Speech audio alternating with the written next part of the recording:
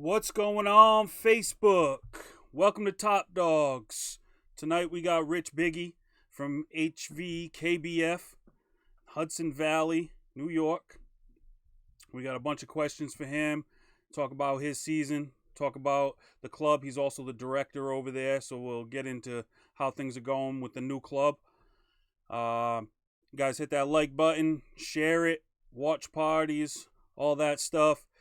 Make sure you guys are going and checking out our YouTube channel. You can just search us on there, Northeast Kayak Fishing TV. Subscribe. We put all our podcasts on there after the live show. We do tackle reviews, some on-the-water videos and stuff like that when we're out there fishing. So make sure you check that out. And we're going to bring Mr. Rich Biggie on right now. What's up, Rich? How we doing? I'm doing great. Yourself? A little tired, like I said, work kicking my butt, but a little fishing sick. You gotta get out there. Winter. Right. All right. So, how long have you been into kayak fishing? Kayak fishing itself, this is only my third year. Third year, huh? It's actually, yeah, I started kayak fishing late. Fishing all my life, but actually getting into kayaks, real late. Right. I just started about probably 4 years ago. Maybe 3, 4. Yeah, 4 I think. So, not much difference there. Now what made you decide to try kayak fishing? Believe it or not, in the beginning was actually a big money thing. I enjoy the boats. So it all started with boats are expensive. I have a job, but I still have two of them. They're fun once in a while, but they're a pain in the butt to lug. So I actually got surprised by my girlfriend with a little $250 kayak for Christmas about 2 years ago. I probably put more money on it and into it than she spent. And then I went out, I don't know, 4, 5, 6, 7 times. And then the Lake George Trail event was coming up. I've never been in a kayak event in my life. Kayak tournament anyway. And I did it, and I'm like, I can't go to Lake George with this little rinky-dink thing. I'm going to get killed. But the wilderness attack. And one cool thing I'll actually never forget about that kayak. The first day, one of my club members, a good friend of mine, Eric Goldstein, I went to one of the local lakes. He was standing on the dock bank fishing, and I literally tied it up to the dock, put it in the water. I wanted to test how to stand on it. I've never stood on a kayak. My first cast, I pulled in a 20 and a half or 23 quarters standing on the kayak tied to the dock. I couldn't believe it. I still have that picture of my kayak's nice, clean, and pretty. Not anymore, though. But, ever since then, I've been, I've seen you guys and all these guys that are probably watching this video anywhere from Lake Erie to Oneida to Massachusetts to Louisiana and everywhere in between. Right. And that's the biggest thing I think about the sport with kayaks is you meet a lot of people across the country. That's the coolest part, I think. Now, do you still run that wilderness system kayak now? I do. I'm actually in the process. I'm going to keep it, but I'm upgrading to a pedal drive. For all you guys out there who paddle, more power to you. I've paddled Oneida, Lake Erie, Shreveport, and Virginia. It gets to you after a while. There was one point my back went out, and Rob, my vice president, had to pull me back with his pedal drive with the rope because my back physically couldn't take it. We were too far from launch. Yeah, I mean, I don't know how those guys do it with the paddles, man. I can't do it. I've done up to 8 miles. I think was my longest on a paddle at one of the trail events last year. 2 years ago, it was Oneida. Yeah, no way, man. No way I could paddle that far. I'd be dead. Not bad when it's even calm. when I had my regular Predator, I put a trolling motor on it. I couldn't deal with paddling. Now I have the pedal drive, the PDL, so I don't blame you. I would definitely upgrade. I am. I'm looking at Wilderness has that new Recon they released at ICAST. Yep. The 120. Yep. I've been talking to some friends about it. I got some pictures and what it's going to look like. So I'm looking at that. Pretty much, it's essentially an attack mixed with looks like a PA-14. Right. Well, except for a 12-fitter. It's because it's like 38 inches wide with the pedal drive. So it's like the 2-in-1. And if I don't go that route, I was really hyped about Native, but I'm still on the fence with this whole, was it Pelican deal? Yeah. I think it was. Yeah. I'm still on the fence about it. So those are one of the two routes I'm going to go. Man, you can't go wrong with an Old Town Predator PDL, man. I'm telling you. Oh, my buddy Greg's been trying to sell me that thing, one of those, Greg's for watching like now. 2 I years. just saw that Greg just tuned in. Don't let him hear that part. He's gonna. Oh, Yeah, they're fantastic kayaks. I mean, they all are good. Um, but preference. I love my Predator PDL. But there's plenty of good ones out there. Uh, what would you say your most successful technique this year was? This year, um,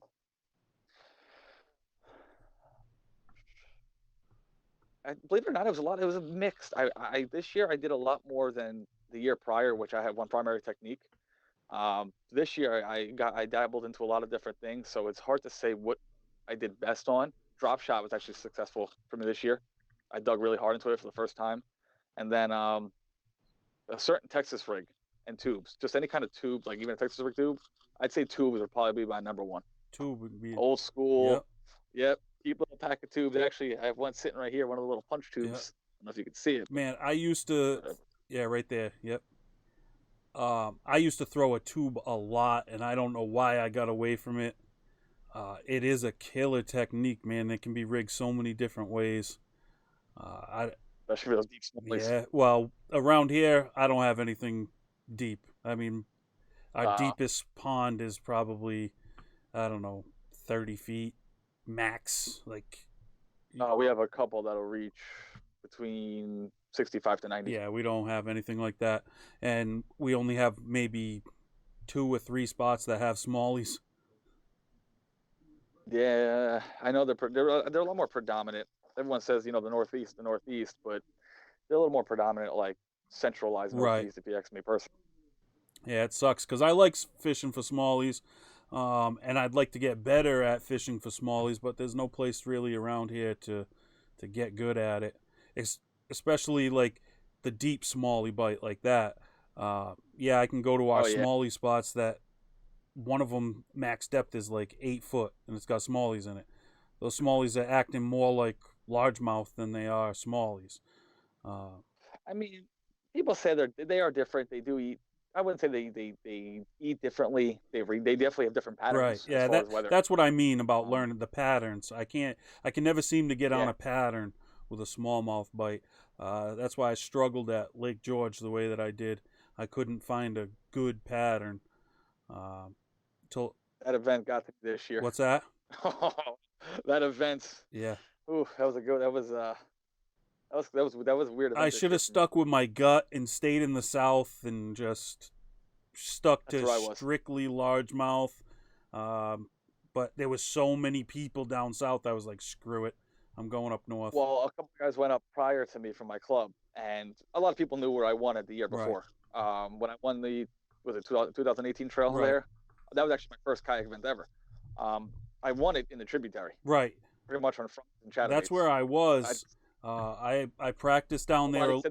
I practiced down there a little bit, and there was bait balls everywhere, and I was like, "Oh, this is the spot, man!" And then the crowd just got too much, and I'm a guy that likes to fish far away from people. I don't like to be rubbing shoulders.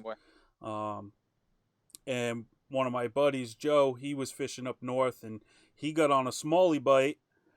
So I was like, "All right, screw it, I'll go up there." And we couldn't find the same bite. He was catching them on docks the day before, and then we went and we fished docks, and they weren't on docks. They had moved back out. Yeah, we didn't find them on docks. We couldn't find them on. Me and my buddy, I'm telling you, we must have caught Rob, my VP. We must have caught 30 fish each. We couldn't get over 13-inch fish off the docks. We were sight fishing. Yeah, I ended up finding a bluff that had a bunch of shorts on it, like 11, 12. I mean, I don't even know how many fish I uploaded, but most of them were shorts, and I figured I'd move a little deeper and see if I could get a bigger one, but I couldn't. I lost the 19.5 off the board. It was a shitty day, man. Real shitty day. Like, when you hear something funny about that, you're talking about shallow. I started shallow. I started in less than 3-4 feet of water. Yeah. That when I practiced that first day, I practiced on Friday, and I was in that that creek there.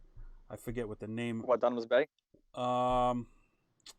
They got like that closer towards the. There was like a big parking lot and like the boat check station, where they right there. That's where I won it last year. 2 years Oh ago. yeah, In the creek though, but I mean I was all the way up a mile or two into that creek. right, My first fish came up that first bend, and then Renee from the Long Island Club, right off those docks, practically pulled a 19.5 off a Senko. I mean, like right there. right. But yeah, I won it there 2 years ago. But now this year, me and my VP, we launched, went to a different area. I'm not going to disclose it too much because I'm probably Yeah. going to go back to this year to start. Fishing next to a Canadian guy. We were sitting there because it was still dark. I don't remember when we launched. It was still like real dark. The moon was lighting up the water. We launched real early this year. My first 4 casts, literally cast. I landed a fish on each 4 casts. The bite. I couldn't believe it. From what people say, the bite was great. I just couldn't find a good bite where I was. Well, me and my buddy Rob, we both had a limit, and I didn't see him. He was on the other side of like this embankment. I didn't even know he was there. We lost each other. So we were fishing no more than 20, 30 yards from each other, just physically couldn't see each other. Yeah. We both had a limit, I think 75 or 76 or some inches in the first half hour. Wow. And I was in first, he was in second. Then we dropped to like second or fourth, an hour or two in. I'm like, wow, it's going to be one of those days. Yeah. And what happened was we just couldn't cull. I'm telling you, those 13s and 12s, like you said, 11s were everywhere. That's where I was catching them. We finally found the pattern on a tube. I found them in about 30 foot in the same spot. So we sat there. It was an hour too late. And we both culled 2 or 3 fish in the last hour without even moving the kayaks in a 30 foot hole. That's awesome. But we were far from the launch. I mean, we had to be a good, anywhere. I mean, he might know 2-3 miles from where we launched. We were far. Yeah. Yeah, I didn't go too far from the launch. I crossed the lake. I was up north, not all the way up north, but pretty close. And I had crossed. I think Ken Wood won it all the way north, didn't he? What's that? Ken Wood, he won it all the way north, didn't he? Yeah, I'm not going to disclose that location because it's already being passed around and already rumors. About Lake George, put it this way, Lake George, it's one of those lakes that I don't think could you go back and repeat that same pattern? Yeah, but I just think that lake changes. Right. It's so big. So it's big diverse. and a lot of depth changes. Where I won it the year before, I know a bunch of guys who went in there. Couldn't even buy a bite in that area. So I didn't even go near it once these guys told me that. And that's why I picked a new location. So I don't think having spots in that lake, unless you live like those ADK guys, they know go-to spots. But that lake's so big. It's like every other lake. When it's that big, those patterns change so drastically. The weather, the temp, and they're upstate New York. Right. They don't warm up as fast as we do down here. It's pretty. It's earlier this year too than it was last year, right? Yeah. No, I think it's about the same time, right? The 25th, isn't it? It's the 23rd. I can't remember when it was last year. It might be the same time. Yeah. Memorial Day weekend, actually. Yeah, this year it's Memorial Day. Yeah. Not a good idea, it's going to be real busy, I bet. Unless it's cold. Yeah, they're going to have to keep their eyes open with boaters in that lake. If it's cold, it might keep those other people away, hopefully. Except for the trolling fishermen there with their big outriggers and stuff. I'm sure they'll be out there. Yeah, but I don't see it being that cold in late May. It'll be up there enough. It should be a good time either way. I agree. I'm staying south this time. I'm gonna stick with what I know. Screw the smallies. I was going north. Now, your least successful technique of the season. Oh, that's easy. It's my least successful technique of my life. If any tournament involves a weightless, almost anything, but a weightless Senko, I'm just going to probably leave and get off the water. I can't do it. I own Senkos. Very rare do I throw them. They saved me one time, but Louisiana, NC, I caught a 13-pound drum, 2.5-pound crappie. Couldn't find a bass. I just couldn't find it. I was so devastated. Couldn't find a single bass. Oh, I found bass in the last day. Found 3 or 4 with a weightless Senko. Yeah, I'm not a big wacky rig guy. I have to put a weight on it. I can't fish it weightless. It's just too slow. Painful. Yeah, very painful. So that avoid it at all costs. I will, but like I said, there was another trail that a Senko saved. I know guys that crush it. They can do it, and they crush it. It catches fish. I just don't have the patience for it. I want to be working my bait and setting the hook. That weightless thing's not for me. Yeah, it's tough. But then I throw tubes and Texas rigs and drop shots. Patience is required too. Right. But it's just something about You're not waiting a half hour for it to hit the bottom. in 4 feet of Right. water. Yeah. Have you tried using like a Neko weight or a weighted jig? Just discovered net weights at the Virginia Trail last year by my Yeah. buddy. I'm like, wow, these things are Yep. magic. So I might get back into it. I don't know. Like I always have Senkos on my boat, always, always, and always will. But if I use them 0.5% of the time in the entire season, that's a lot. Right. Um. Not a, Now, what's something I'm gonna assume you're gonna give me the same answer, but what's something you would want to do better? technique wise or just in general with Technique wise. something I want to do better. I got into punching last year, punching mats. I would say a majority of fishermen, especially on kayaks, don't do it. Very few. There was a couple of times last year that it paid off with some big fish for me. I'm, 20 and a half inch fish. And I don't know if you can really be good at it. I mean, I guess you could, as far as dropping the bait, landing it where you want to, practice. But that's something I'm probably going to, work on to progress at because I know, especially if you start going down south, you get these big green mats. For example, Gunnersville's going to have Yep. them. A lot of guys don't punch, and we all know if there's cover, no matter how thick it is, they're Right. in there.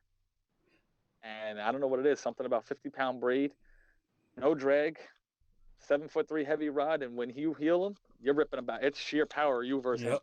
That's my thing, dude. So I'm a puncher. That's my technique, I love it, man. I love to punch. I do now. It's great. You gotta stick with it though. I mean, you can go an hour, 2 hours without even getting bit, but once you find that spot where they're all tucked in that thick stuff, it can be magical. Almost every cast, as soon as they see it come through the mat, man, they just smash it. See that line jump? Yeah, I'm working on the whole technique with. I know these guys. They call it raising the roof. They bring it up to the top of the mat, wiggle it, and drop it. Bounce it. There's like a whole. There's so many different Right. variations of it. Yeah, I punch it, I let it hit the bottom, then I'll bring it up, let it drop, bring it up, let it drop, and then reel it in, do it again. That's pretty much my technique. And they say you can drop it 6 inches to the left, to the right, behind it. Then he'll hit it. It's so weird. It is. I don't. They just decide when they're gonna hit it, when they're not gonna hit it. It's no explanation. No, and the weights are expensive. Yeah, especially tungsten.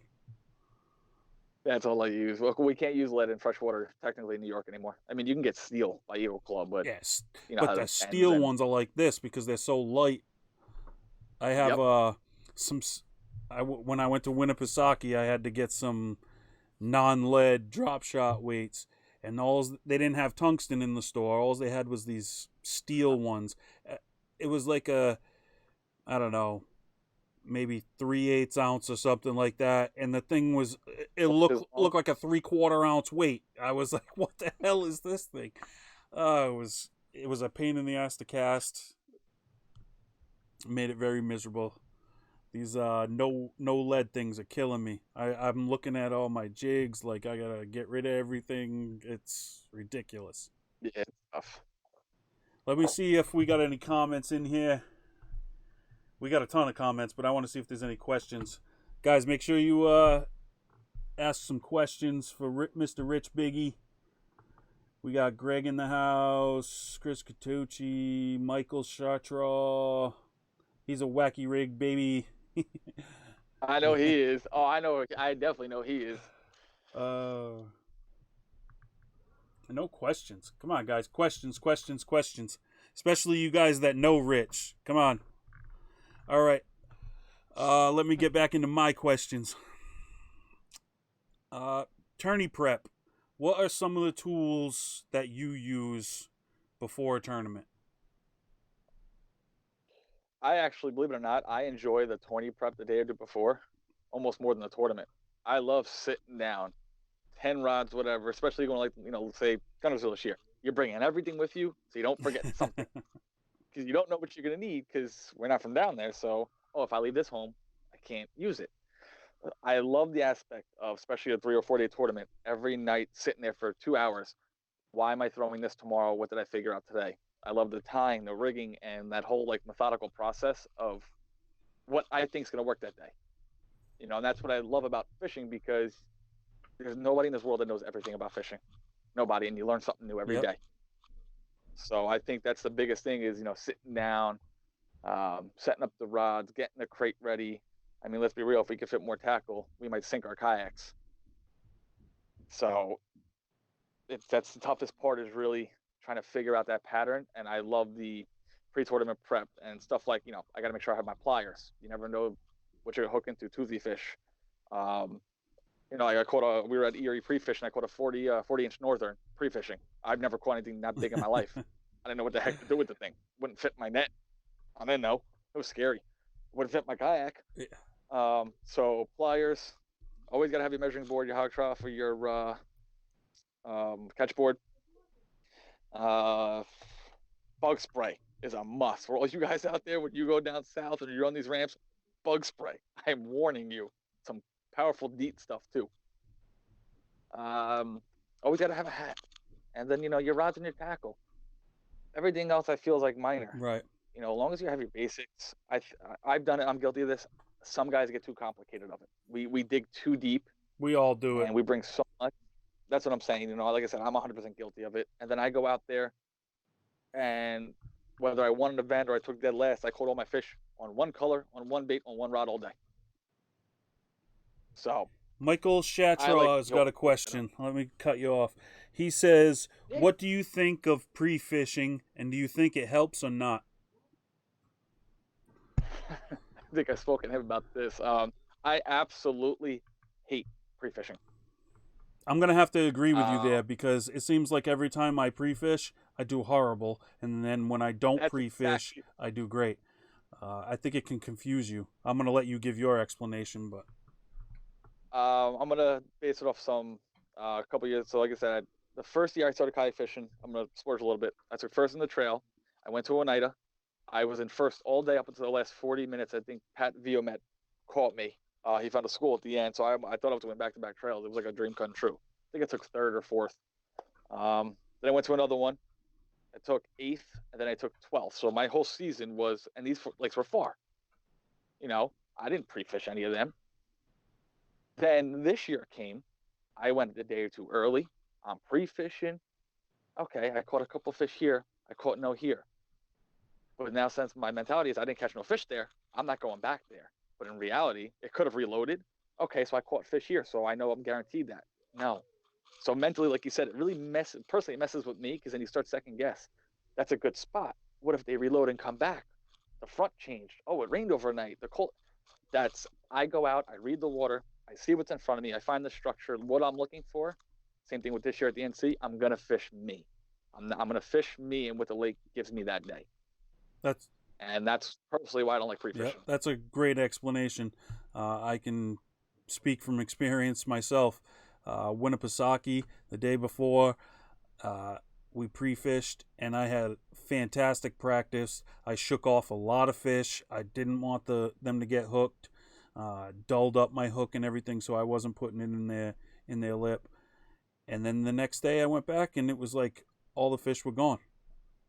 And I couldn't adjust. I was so stuck on that one technique. I was fishing the shaky head on the bluffs, and I thought for sure that was going to be it. I was going to win it. And I went back and I caught a bunch of shorts in the same area, but none of the larger fish that we had seen on the graph, none of the larger fish that I know bit it. I mean, when it's a big fish and a small fish biting it. And I don't know where the fish went, so it's definitely can confuse you. Yeah, I think so. Well, that's my other thing. This is my first time using a fish finder this year. Not my first time ever. Yeah, I knew that. So I'm a little scared. Is it going to mentally mess with me? Am I going to start looking for something that it's not there, and trying to find stuff. Am I going to focus too much on that? My point of the fish finder is I got to find that midsummer. I do a lot of blind casting. The guys in the club, they make fun of me. I can somehow cast in the middle of a lake and Yeah, somehow I find a I'm a fish. You blind don't know. I caster mean, too. you know, I'm you always know, it, I'm always throwing it out in the middle somewhere and just randomly. bang, you catch one. I don't understand it. So that's my biggest fear this year is it going to hurt me? But I'm mainly going to use it for those shelves and finding out those deeper fish. So midsummer, you know, they're up shallow that first hour. You're going to catch them 5 to 10 foot. And then when they drop to that 25, 30 foot, I got to find that 25, 30 foot. And sometimes it takes me 45 minutes to an hour and a half using my Texas rigs or whatever just to find those drop offs. Uh, So hopefully that'll benefit. Joe Links says Ned rig ? So I'm assuming he wants to know your thoughts on a Ned rig. They work, but I don't throw them. I own a lot of them. I have more success in other Texas rigs, and I know Joe's a huge Ned rig guy, and he does very well with it, especially up the lake that he's right by. It's one of those baits that I feel like you can. It's a go-to bait for a lot of people because it's a small finesse bait. There's so many different things you can do with it, and it'll catch fish. It'll catch everything. That I don't know. A lot of people know the story behind it. It was guys who wanted to create a lure that can catch any fish of any size of any species. Right. So they took a Senko, cut it, and voila, there's a Ned rig. So you'll catch everything from a 4-inch to, a 25-inch. Right. There's some days that those big girls, they don't want a big bait. They don't want to work for it. And how many times? I mean, you've been through. I'm sure a lot of guys in this cast have been through it. You just needed that 1 or 2 last 12 or 13-inch just to put you over. And a Ned rig does do that. It does. The Charles River, man. Just not a fan. The Charles River, I couldn't catch a damn fish all morning. And I had seen Kevin Amaral Jr. Later, probably around noontime, and I saw he was throwing a little 4-inch yum dinger. And I was like, I don't even have anything like that. And then I was like, I bought those Ned things. And I had never thrown the Ned before in my life. So I tied it on and bang, man. I just kept catching fish after fish, but no size. I mean, At Ken Wood's event 2 years ago. Yeah. That was a weird event. I think it's the third or fourth in that did. event. You were in the top 5. I launched with this one guy. I mean, this little tiny creek. I mean, my rod almost fit across the other side. I thought I was gonna be alone. I got there. Actually, it was with my girlfriend. She fell asleep in the car. She just took the rod. She'll read a book, by the launch. So, she goes away with me sometimes. She has a good time with it. I literally took like 15 casts. I called her. I said, "Get the car ready. We're leaving." She goes, "What?" I said, "If they were here, I would have found them already." Packed up, went to another launch by some abandoned, broken down building with a launch. And it took me about an hour or two to find fish, but it was all sporadic. It wasn't like bang, bang, because I was in the actual river all the way south, going upstream, but it wasn't moving fast. And I lost a big one real early in the morning, and then I thought my day was done. And then in the last 2 hours, I think they shut the leaderboards off, right? If I remember correctly. I landed in, I think, a 19 and an 18 and a half. So when we got back, I said hi to Ken. And actually, right off one of the public launches, there's a public launch by one of the highway bridges over there. I don't know what highway it was because that's where I got off. And he asked how I did. I said, I'm over 80. He goes, "No, you're not." And then, but that you know what it is? I like rivers. I never fish rivers like that. I do enjoy them. I do too. I enjoy the scenery. I heard a bunch of gunshots, but that don't bother me. Welcome to Massachusetts. No, it was a good time, and they put on a good event. So, it's different. And some of that water was real skinny. Some of those spots weren't more than 30 yards wide, 20 yards wide at some of those river spots. But it makes fishing easier. You just keep casting upstream until you get past it.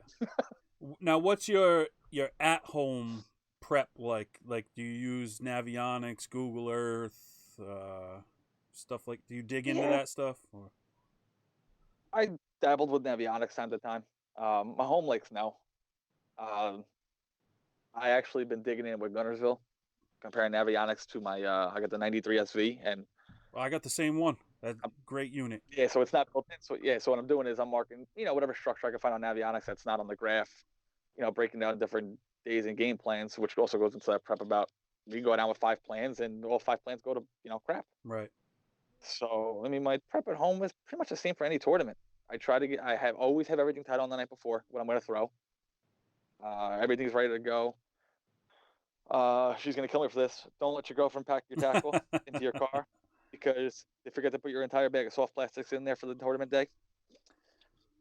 Yeah, I had no soft plastics that day. But no, it's the same thing as anywhere I go anywhere else. I try to have everything tied on, load up the kayak the night before. I used to put it on a minivan, which was tough. Now I have to pick up, so it makes everything done in 5-10 minutes.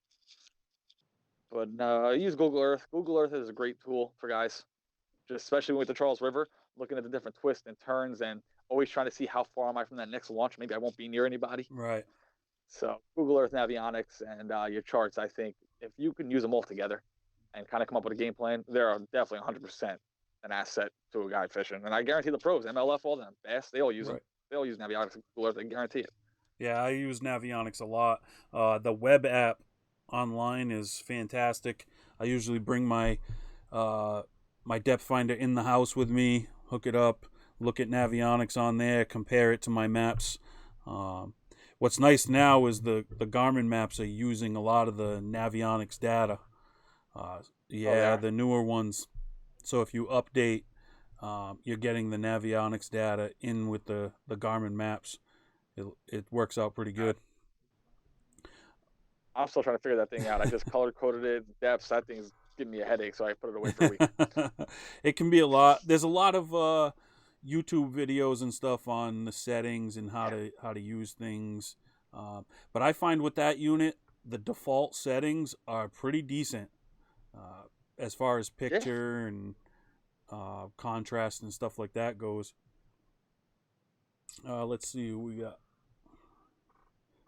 Your girlfriend just chimed in. She said it was right with your crate. Oh,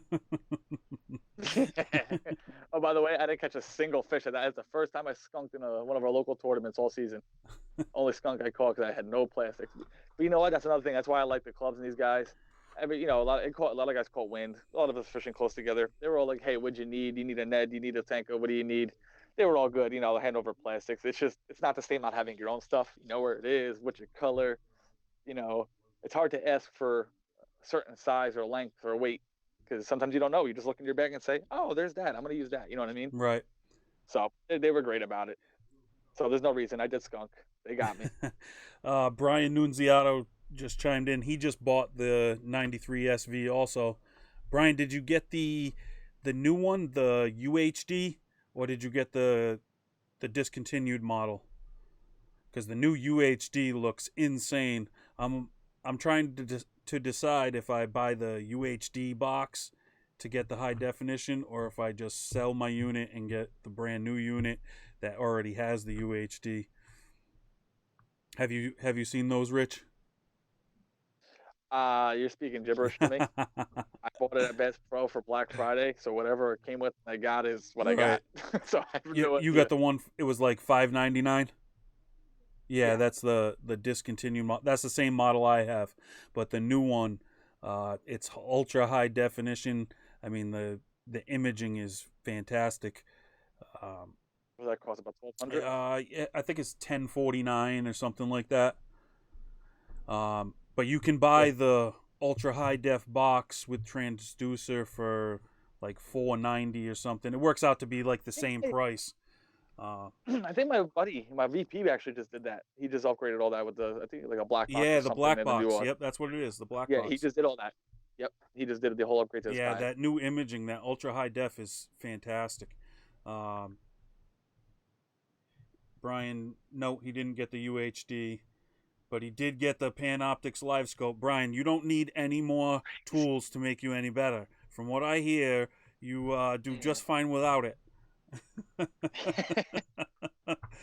I'm scared of my fish finder this year. And the first time I used it once, it was freezing out. And the second time I'm ever going to use this unit on the water is going to be Gunnersville. So it might go off as fast as it came on at one point. We'll find out. John DeCenzo just tuned in. John, we got to give you a big congratulations, man. Top 10 finish down at the 10 Invitational. Nice. Great job, man. Way to represent Rhode Island. Great job. Eric Goldstein says, "Rich is my fish finder." Yeah, it's funny you says that because Rob, my vice president for a while, he was my fish finder. He will tell you, Rob, how deep are we? Can you stop asking? We'll 10 feet later. How deep are we now? Hey, I Water remember, temp. I remember at the Peconic River. I remember you asking me, "Hey, how deep is it over here?" I remember. Which is that was kind of probably came that was about 5, 6 before foot. you had the fish finder. I want to say you were the Yeah. first guy I ever saw in a tournament with no fish finder. I couldn't believe it. I was like, "What is this guy doing out here?" Well, you know what though, and it has nothing to do with me personally, but it proves that money in electronics doesn't catch It a guy doesn't. fish. And I've said that for the last couple of years. And I was fairly, I've been, I was fairly successful. I've been in a little slow, um, with the new job and everything. I'm gonna try to get back as much as I can, but we all buy. If you could see, I can't show you with the camera, but we all got $200-300 Dobbins and rods, and I know you're a big FX guy, which I was looking at the other day. Um, it's Does it help in certain ways? Yes. Is it gonna catch you a bigger fish than a smaller No. fish? No, absolutely not. I No way. remember And when that's we were why kids, we were all using ugly sticks, man, and we were still catching fish back then. We didn't why have do you think I go a back jig to rod, everything? we didn't have a Senko rod, we didn't have a top water rod, and we still caught fish with all of those lures. Uh, I used to throw a frog on a medium 7 foot spinning rod in the lily pads. If I looked at that now, I'd probably smack myself yep, because that would take me minutes to get these fish in. And every time you got stuck, I'm sitting there trying to pull the line, like, come on, come on. yep. I was watching a YouTube video the other day. A guy was throwing a frog on a spinning rod, and I had to shut it off. I was like, "What is this guy doing?" But it's right. We used to do the same stuff. Uh, I do throw a chatterbait on a spinning rod. People call me crazy. really? That's all I throw it on. I won't throw it on anything else. Oh, I can't do that. I throw a jerk bait on a spinning rod. I don't like but at the New England Fishing Expo this past weekend, somebody showed me what I was doing wrong with my technique with a jerk bait and a bait caster. So I'm gonna have to go back out on the water and try it out. Um, I was positioning the rod wrong, and when I would jerk, the rod butt was under my forearm, so it would constantly hit, and I didn't realize that I should have the butt of the rod above my forearm. Um, so something simple like that, and They call it the chicken wing when you're yeah, jerking it, kind of something like yep. that. Yeah. So I'm definitely gonna try that out. Tell us about HVKBF, like how you got started and what made you start it. Well, I joined Long Island. It's only mileage wise, it doesn't look far, but with traffic wise, being on the edge of the New York City and everything in the Bronx and I-95, there's spots on Long Island that take me 2.5 hours to get to, sometimes 4 with traffic. So coming home from those tournaments, I didn't want to deal with it anymore. They're great guys. Like I said, I was with them for the year. Um, Started there, and then I met a bunch of guys from Adirondacks, and I realized there's nowhere in between because we're about anywhere from an hour and a half to 2.5 hours south of Adirondack, and then we're anywhere, about 2 hours north. And then you also have North New Jersey, another great group of guys, but they're actually only 30 minutes from us, but they stay towards more South Jersey. They usually don't cross the border in New York. And there's a lot of fisheries here, a lot. And you know, there's 5, 6, 7 pounders. I've never seen. I know there's some bigger, but waters we're not allowed to touch, unfortunately. And so it all started with that.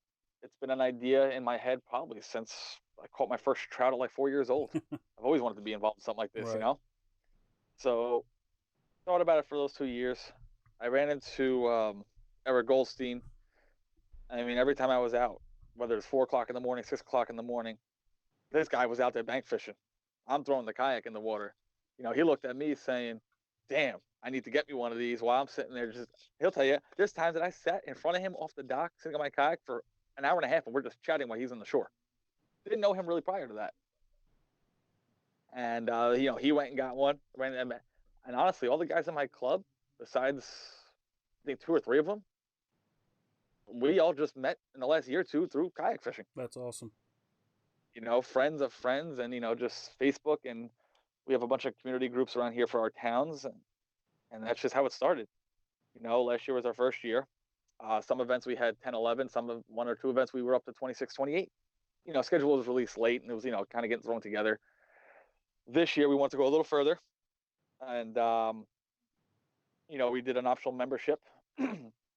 So, to give the guys more trophies and more prizes and to offer more, pay for some launches and stuff like that. So this year I think we're up to, I don't know, 20 something. I got to look again. 20, between 22 and 25 maybe. That's great. And like I said, it's optional. And our thing is, we're a tournament group. We're also a fun group. So we're trying to figure out that way. I'll let you guys on a secret. That way to have that fun again. And you're a tournament angler. Between the trail events, the regional championships, your trail, in theory, we could fish an event every single weekend if we wanted to for the whole season. I almost do. It's almost every single weekend. Some weekends it's Saturday and Sunday. It's exactly, sometimes, so we're trying to figure out. Sometimes deep into the summer, I mean, it's almost not fun anymore. That's the thing, and I lost that a year or two ago. And my girlfriend will tell you, she goes, "Just go out and have fun," And we're trying to get the best of both worlds in the club, which is probably the hardest thing to do: competitive and fun. So we're going to try to do some fun events for maybe like a beer tab or a bar tab that day. We'll all go out after. So that's something we're trying to figure out, that balance. And it's, like I said, it's probably one of the hardest aspects of the club to figure out. We're working on a kids program. We're going to try to, like I said, we're trying to get the details that kids can fish from bank, boat, shore, kayak, anything on any water that they want.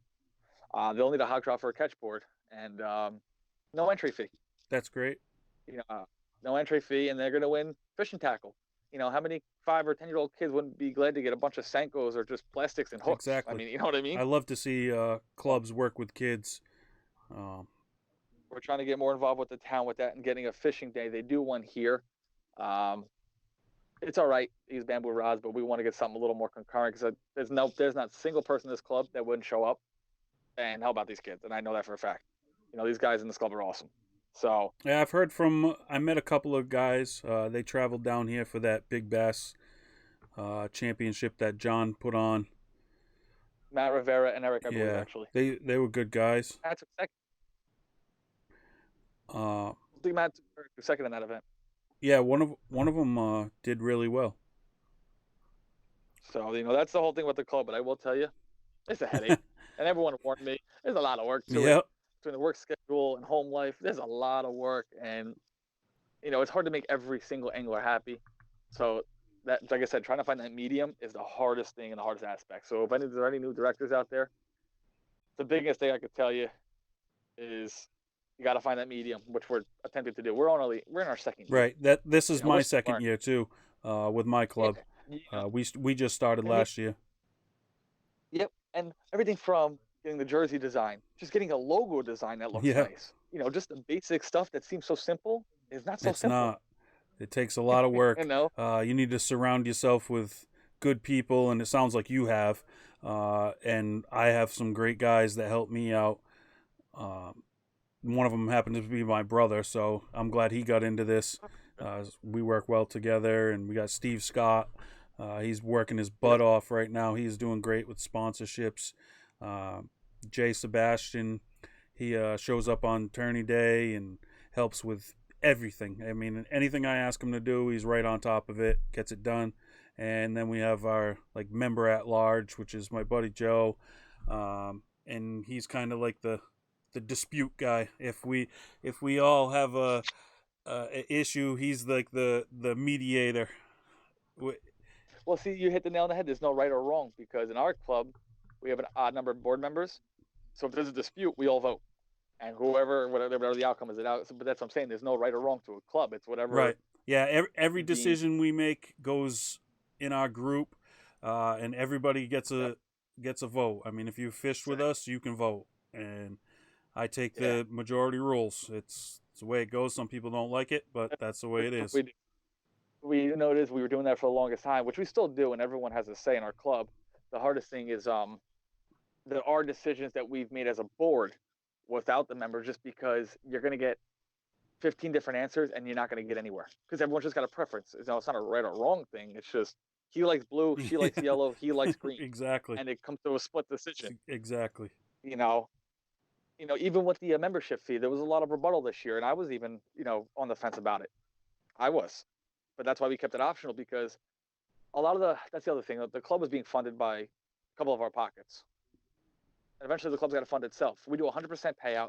The club didn't keep any of the payout last year. We donated over $1,200 to Socks and Cookies military organization as a club.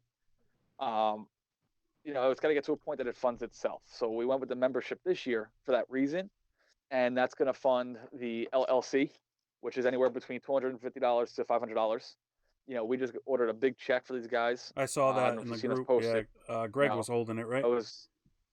Greg makes it. That's what Greg does yeah, for a business as a living. So if you ever need anything, I'm gonna have to anything, contact him because I've been looking at those. So Greg, I'll be in your inbox. he'll take care I of all won't that send stuff you any for nudes, but I'll be in your inbox. You might have made it. You might have upset him now. Now he's not happy. But yeah, he'll do everything. So we have sweatshirts and hats in the works. Like I said, it's got to fund itself, and that's what we're doing now. This year we missed one of the Northeast shows here that are coming up just because the booth is like anywhere between, I think it's like $1,000. Yeah, they're expensive. I've been wanting to set a booth up because I do the New England Fishing Expo. I do with FX rods, but I've looked at the cost of the booth for my club, and I would have the guys from the club go. I want to say it's $600. We can't swing that as a club. And like somebody said in my club earlier, a lot of it's promoting guides and trips and tackle sales, like Tackle Supply Depot, all those companies that go there. Yeah, you'll gain members and interest, but I think the money and the interest definitely outweigh each other. You know what I mean?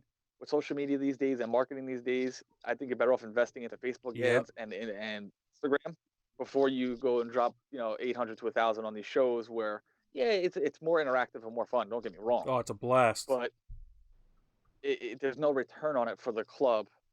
And last year KBF sponsored it for us.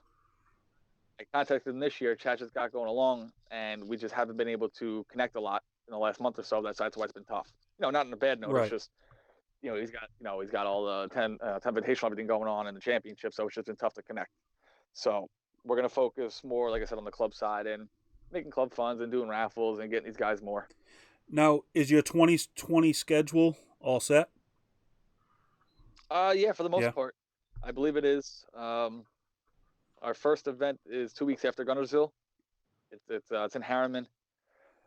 It's got 7 lakes. I think you can fish all 7. So it's pick your own lake. They're all in the same park. So English choice right off the bat. That's pretty cool. We got to do it early just because that place gets hammered by the city people in the summer. You'll never get in there. So we do that early. Then we got we're going a little bit north to like the Rio Reservoir. That reservoir is huge. I think it drops like 70, 80 foot. We also got Swinging Bridge. We got Mayapack, where Joe Lynx lives. We're doing Greenwood, which is on the New York, New Jersey border, splits down the middle. It's another, I think it's about 2,000 acres. Tough lake. Very tough lake to fish. So there's a couple on there. We try to mix it up. Largemouth, smallmouth fisheries, clear water, stained water.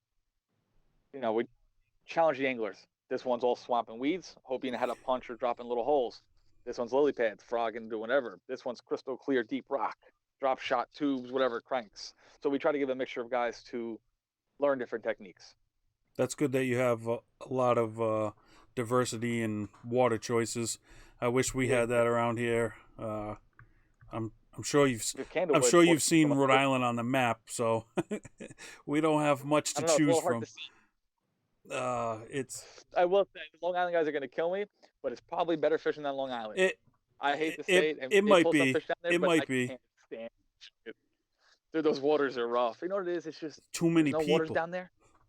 And exactly, the population, those places just get hammered and hammered. Yep. The Long Island guys will tell you, there's some spots that they just, sometimes fishing-wise, sometimes they just don't wish they would live on the island just because of fishing. But their saltwater fishing is top class in the world. Saltwater here is great, but freshwater, it's not bad. Freshwater isn't bad, but we just don't have a lot of places that we can go. It's like every season we're doing the same 10 bodies of water. Yeah. That's tough. So I'm gonna put you on the spot right here. On Okay. tournament day, who's the guy you're most worried about in your club? Depends on the. There's a. I'll give you three different answers because one, there's a guy named Jim Bainon, brand new. The guy, well, not brand new kite fishing, he was brand new to the club. That guy was top three every single event. Didn't know him prior, didn't know any of us. That guy found fish every single time. Every single time. Don't know how, but he does. Guy's a stick. Um, Another guy is, I'm going to say, is Tim Bell, just because for some reason he can't catch a limit, but he'll catch at least a 7-pounder every tournament, 6-pounder, but he won't catch anything else. I don't understand it. He'll tell you. So if he gets that one day, he's going to catch one of those 1 or 2 monsters, and he's going to get little 12-inchers, and he's just going to start walking on everybody. And then we have a young kid also named Brian Kay. He's 18 or 19 years old, fished a couple events. I think it's his first year. The guy was putting up 99 inches, almost 100 inches in monthlies. Wow. But he's in college. He couldn't get away to some of the live events because he's in his last semester of college. But he's going to the NC, so he's going to be a stick. And then like I said, Greg Mulgrew, Mark Gebbia, all those guys, they could all fish. They're around the Trail Series. They've been around KBF a long time. You got Rob Braun. A bunch of us are going down there, so it's fishing. It's poker. Yep, it is. Poker face can only be so good. If cards ain't there, they're not there.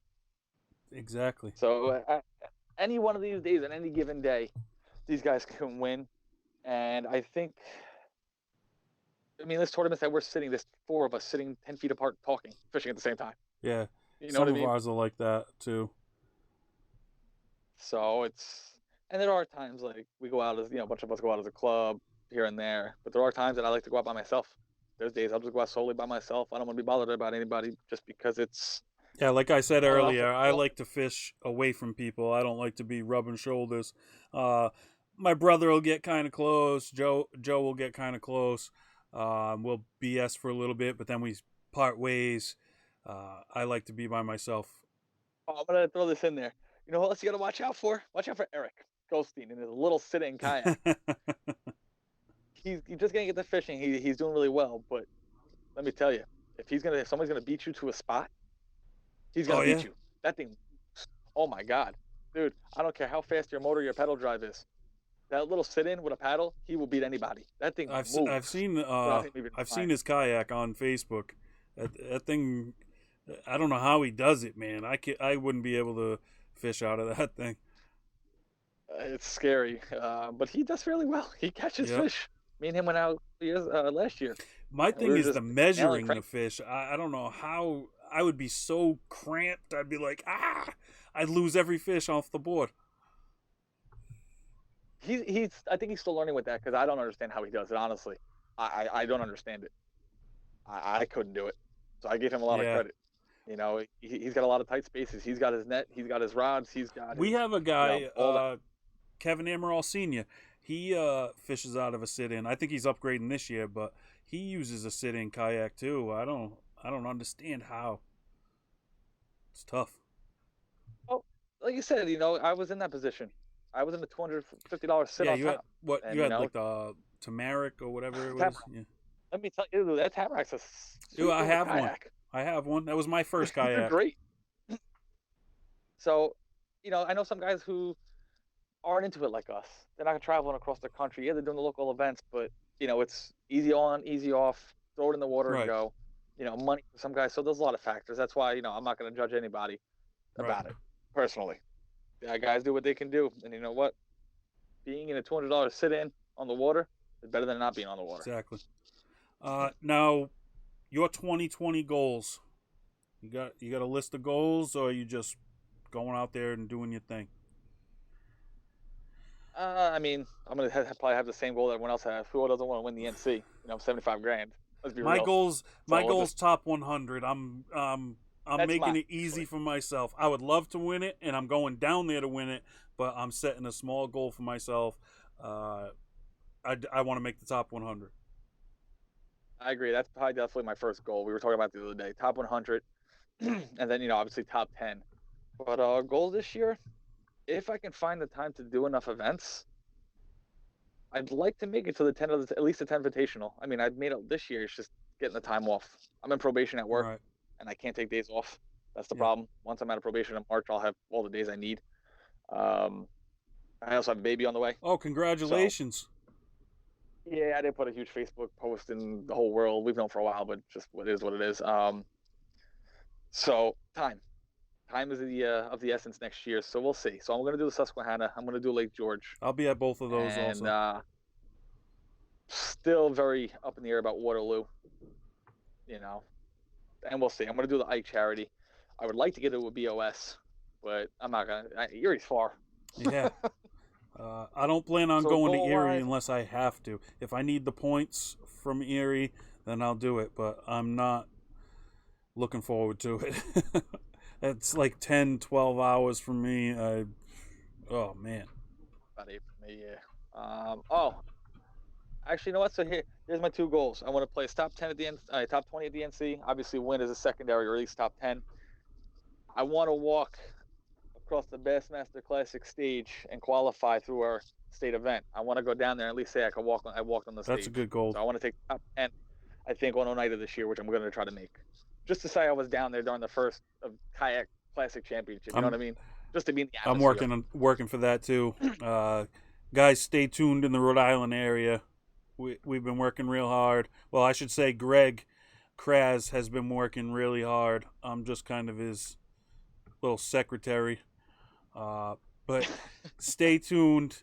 It's coming. The news is coming. We'll give it to you real soon. This is a question I ask everybody.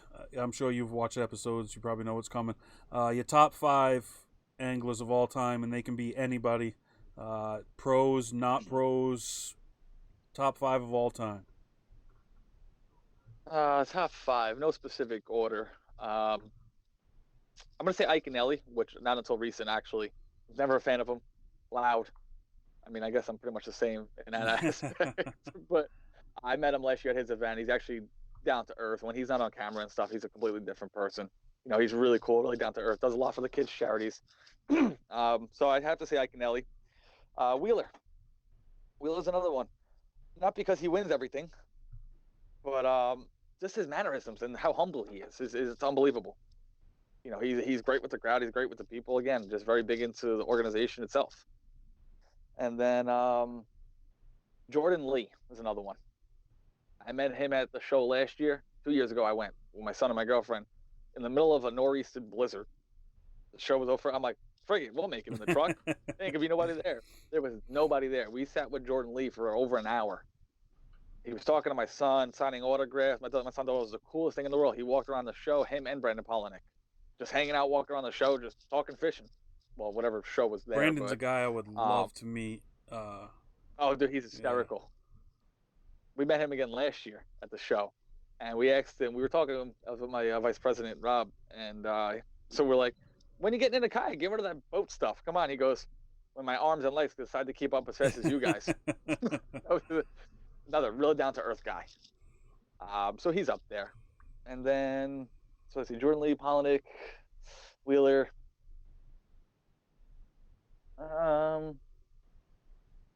This is a toss-up between Ish Monroe and Shaw Grigsby.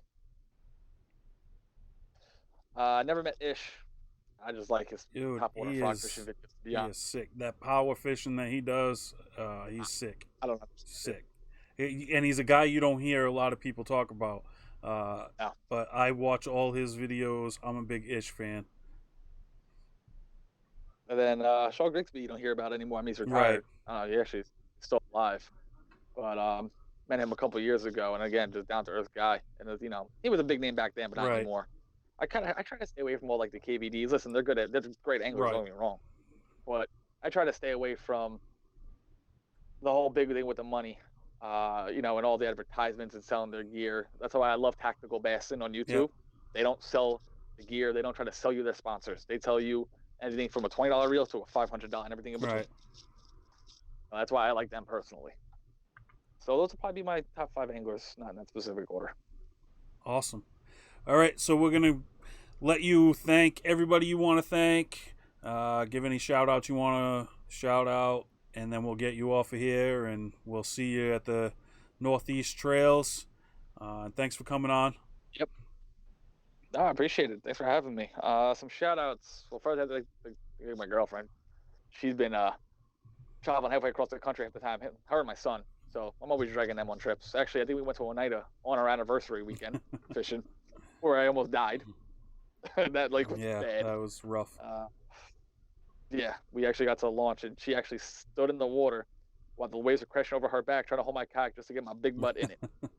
And I said, this ain't gonna work. So we relaunched. So I'd like to thank her. Oh, and then, the guys in my club. Without the friendships, fishing wouldn't be fishing. Everyone wants the money and the prizes and the fame, but a lot of us forget about that. I did for a while. So just getting out and fishing, getting the kids out fishing is a big thing. So huge shout out to all the guys and my board members and all the guys in my club now that are just out there fishing, just having a good time. And then I don't have any personal sponsors. I was never big into that. Maybe I'm just not good enough. I don't know. One of the two options. It's all marketing. Yeah. Like I said, it is what it is. I'm not big on Instagram or anything like that. But, at least for our club, we have Torquedo. Fishing Online's huge. Let me tell you, that company's unreal. It's where I order from. Online, oh, my God. Get in touch with them, especially with the clubs. They're phenomenal. And definitely get in touch with them. I'm trying to think. There's so many. Energized Outdoors actually now Amped. Yep. Took care of us last season. They're another great company. I also love the whole Amped and Dakota Lithium battles. I just sit there and watch them. Just watching the posts. Like I said, there's a lot of sponsors. I'd have to look them all up. But any sponsors out there that sponsor our club, we appreciate it. And we're looking, more into 2020, and hopefully got some new sticks coming down to Gunnersville first year. So we'll see what they can do. See what I can do. Great. All right, Rich. Thanks for coming on. We'll be talking to you again soon. Thanks for having me. So thank you, and we'll see you next time. Take care, guys. All right, guys. That was Rich Biggie. Got to thank him for coming on, talking to HVKBF. Thank you guys for chiming in. We had some good interactions tonight. Joe Links, nice job, guys. Thanks, Joe. Brian, great interview. Thank you. It's always great talking to Brian. He always brings some good topics. Greg, have to run. Good show tonight. Thanks for watching, Greg. I'll be in touch with you about the checks. Tomorrow night, Anthony from Long Island, kayak bass fishing. He'll be on to talk about his Angler of the Year run. He is Angler of the Year 3 years in a row. So we're going to catch up on 3 years of Angler of the Year runs for him. That should be good. Anthony's a good guy. Eric's got an upgrade coming this season. You got to upgrade. Awesome. So yeah, we'll have Anthony on. And then next week, I'm not sure. I got to look at the schedule. Next week, we got Rod Merritt from Kayak Bass Anglers of Maine. He was the Angler of the Year there on the 6th. And on the 7th, possibly Jason Gardner, as long as his schedule is still open on that night. Then the 13th is Mark Donio. I'm not 100% on the pronunciation. And then the 20th, we have Chris Smiggs from New Hampshire Kayak Bass Fishing. And we'll be filling in a few other dates in between there. Probably going to open up another date during the week. Probably Tuesdays. I'm supposed to be doing those Tournament Tuesday videos, and I never do it because I don't want to just talk to myself.